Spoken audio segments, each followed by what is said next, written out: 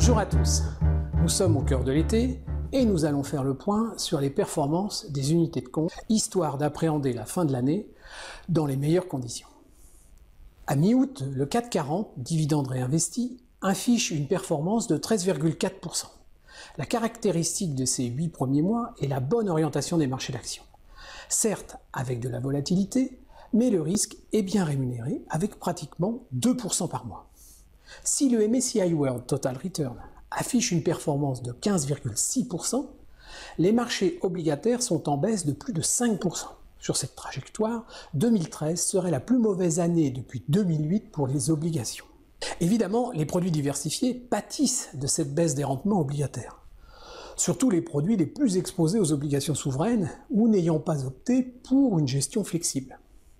Ceci se traduit dans le consensus des conseillers avec un 4,04% depuis le début de l'année. Il perd de plus en plus de terrain sur l'indice phare de la place de Paris.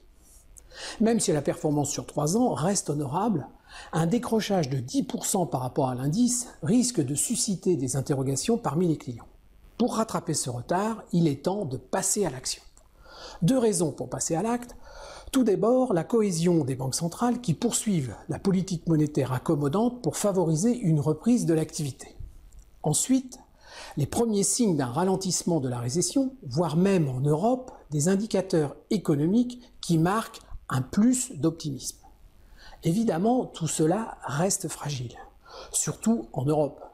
Mais les États-Unis, le Japon et la Chine sont des zones d'investissement à privilégier dans les mois qui viennent. Dans l'étude, nous présentons les 100 meilleures performances référencées en assurance vie. Vous trouverez également un classement des meilleures sociétés de gestion depuis le début de l'année. À l'exemple d'Amiral Gestion, qui présente une gamme très homogène autour de 15%. À regarder de près sur les USA et l'Europe.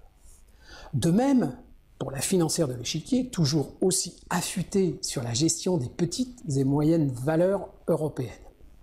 A l'inverse, nous présentons aussi les sociétés qui ont plus ou moins raté la première partie de l'année.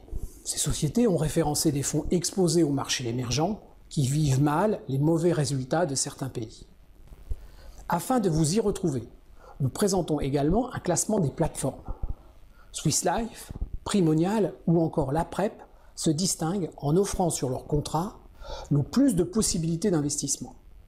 La liste des meilleurs fonds est sur MyFlow, vous pouvez l'utiliser facilement pour vos simulations.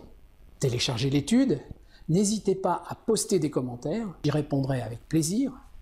Et pour suivre l'actualité des marchés, retrouvez-nous chaque jour sur MyFlow. À bientôt.